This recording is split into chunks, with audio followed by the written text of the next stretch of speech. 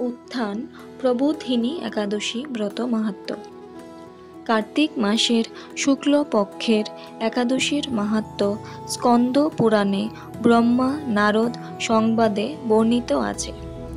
মহারাজ যুধিষ্ঠির বললেন, হে পুরুষোত্তম, কার্তিক মাসের শুক্ল পক্ষের একাদশীর নাম আমার কাছে কৃপা করে বর্ণনা করুন।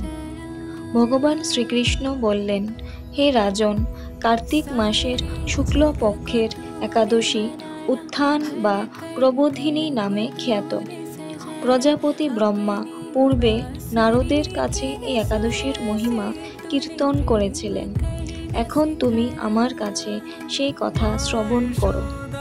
দেবর্ষি নারদ প্রজাপতি ব্রহ্মাকে বললেন, হে মহাত্মা, যে একাদশীতে ভগবান শ্রী গোবিন্দ শয়ন থেকে জেগে ওঠেন, সেই প্রবোধিনী বা উত্থান একাদশীর মহিমা আমার কাছে সবিস্তারে কীর্তন করুন। ব্রহ্মা বললেন, হে নারদ, উত্থান একাদশী যথার্থই পাপনাশিনী, পুণ্যবর্ধিনী ও মুক্তি প্রদায়ী।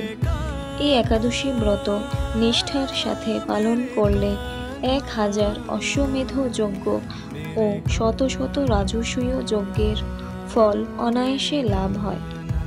জগতের দুর্লভ বস্তুর প্রাপ্তির কথা আর কি বলবো। এই একাদশী ভক্তিপরায়ণ ব্যক্তিকে ঐশ্বর্য, প্রজ্ঞা, রাজ্য ও সুখ প্রদান করে। এই ব্রতের প্রভাবে পর্বত প্রমাণ পাপরাশি বিনষ্ট হয়ে যায়। যারা একাদশীতে রাত্রি জাগরণ করেন তাদের সমস্ত পাপ ভস্মীভূত হয়। শ্রেষ্ঠ মুনিগণ তপস্যার দ্বারা যে ফল করেন, এই ব্রতের উপবাসে তা পাওয়া যায়। যথাযথভাবে এই ব্রত পালন করলে আশাতীত ফল লাভ হয়, কিন্তু অবিধিতে উপবাস করলে স্বল্পমাত্র ফল প্রাপ্তি হয়। যারা এই একাদশীর ধ্যান করেন তাদের পূর্বপুরুষেরা স্বর্গে আনন্দে বাস করেন। এই একাদশী উপবাস ফলে ব্রহ্ম হত্যা জনিত ভয়ঙ্কর নরক যন্ত্রণা থেকে নিস্তার পেয়ে বৈকুণ্ঠ গতি লাভ হয়। অশ্বমেধ যজ্ঞ দ্বারাও যা সহজে লাভ হয় না, তীর্থে স্বর্ণ প্রভৃতি দান করলেও যে পুণ্য অর্জিত হয়, এই উপবাসের রাত্রি জাগরণে সেই সকল অনায়াসে লাভ হয়ে যায়। যিনি সঠিকভাবে উত্থান একাদশীর ব্রত অনুষ্ঠান করেন তার গৃহে ত্রিভুবনের সমস্ত তীর্থ এসে উপস্থিত হয়। হে নারদ, বিষ্ণুর প্রিয়তমা এই প্রবোধিনী একাদশীর উপবাস করলে সর্বশাস্ত্রে জ্ঞান ও তপস্যায় সিদ্ধি লাভ করে চরমে মুক্তি লাভ হয়। যিনি সমস্ত লৌকিক ধর্ম পরিত্যাগ করে ভক্তি ভরে এই ব্রত উপবাস করেন তাকে আর পূর্বজন্ম গ্রহণ করতে হয় না। এমনকি মন ও বাক্য দ্বারা অর্জিত পাপরাশিও শ্রী গোবিন্দের অর্চনে বিনষ্ট হয়ে যায়। হে বৎস, এই ব্রতে শ্রদ্ধা সহকারে শ্রী জনার্দনের উদ্দেশ্যে স্নান, দান, জপ, কীর্তন ও হোম আদি করলে অক্ষয় ফল লাভ হয়।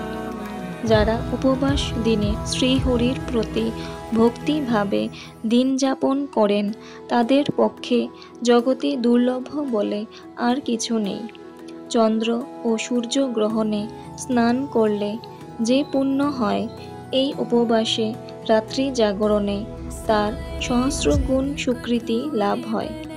তীর্থে স্নান, দান, জপ, হোম, ধ্যান আদির ফলে যে পুণ্য সঞ্চিত হয়, উত্থান একাদশী না করলে সেই সমস্ত নিষ্ফল হয়ে যায়। হে নারদ, শ্রী হরি বাসরে শ্রী জনার্দনের পূজা বিশেষ ভক্তি সহকারে করবে। তা না হলে শত জন্মার্জিত পুণ্য ও বিফল হয়। হে বৎস, যিনি কার্তিক মাসে সর্বদা ভাগবত শাস্ত্রাদি অধ্যয়ন করেন তিনি সর্বপাপ মুক্ত হয়ে সমস্ত যজ্ঞের ফল লাভ করেন। ভগবান হরি ভক্তিমূলক শাস্ত্র পাঠে অত্যন্ত সন্তুষ্ট হন, কিন্তু দান, জপ, যজ্ঞে আদি দ্বারা তেমন প্রীত হন না।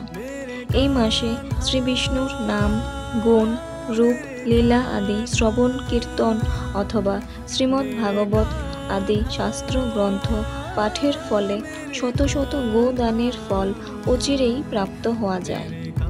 অতএব হে মণিবর, কার্তিক মাসে সমস্ত গৌণ ধর্ম বর্জন করে শ্রী কেশবের সামনে হরিকথা শ্রবণ কীর্তন করা কর্তব্য।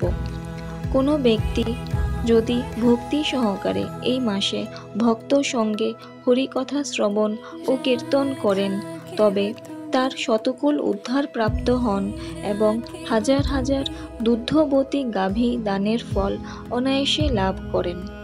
এই মাসে পবিত্রভাবে ভগবান শ্রীকৃষ্ণের রূপ, গুণ আদির শ্রবণ কীর্তনে দিন যাপন করলে তার আর পুনর্জন্ম হবে না। এই মাসে বহু ফল, মূল, ফুল ও গুরু, কর্পূর ও চন্দন দিয়ে ভগবান শ্রীহরির পূজা করা কর্তব্য। সমস্ত তীর্থ ভ্রমণ করলে যে পুণ্য সঞ্চয় হয়, উত্থান একাদশীতে শ্রীকৃষ্ণ পাদপদ্মে অর্ঘ্য প্রদানে তার কোটি গুণ সুকৃতি অর্জিত হয়। শ্রবণ কীর্তন, স্মরণ, বন্দন আদি নববিধা ভক্তির সাথে তুলসীর সেবার জন্য যারা বীজ রোপণ, জল সেচন ইত্যাদি করেন, তারা মুক্তি লাভ করে বৈকুণ্ঠবাসী হন।